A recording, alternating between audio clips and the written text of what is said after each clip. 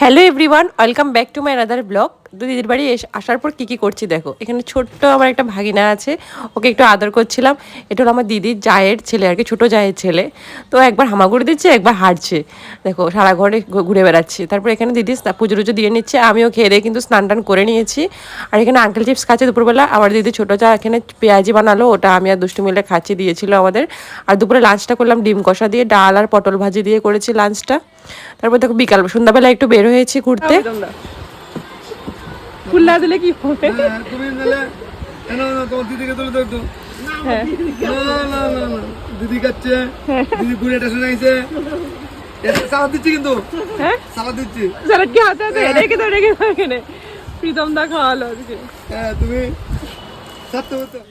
প্রীতমদার দোকানে আসলাম সন্ধ্যাবেলা। এখানে প্রীতমদা দিল চিকেন শার্টে। আর চিকেন শার্টেটা কিন্তু আমি ফার্স্ট টাইম খেয়েছি ওই আমার শ্বশুরবাড়িতে, তাও আবার প্রীতমদার বউ দিদিই বানিয়ে দিয়েছিল। আবার আজকে খাচ্ছি, প্রীতমদা কিনে দিয়েছে। আর চিকেন পকোড়াও খাচ্ছি, দেখো পুরোটাই চিকেন পুরো। আবার প্রীতমদা লাস্টে একটা স্পেশাল চা মাকে খাওয়াবে, সেটা নাকি দেখলাম মালাই চা।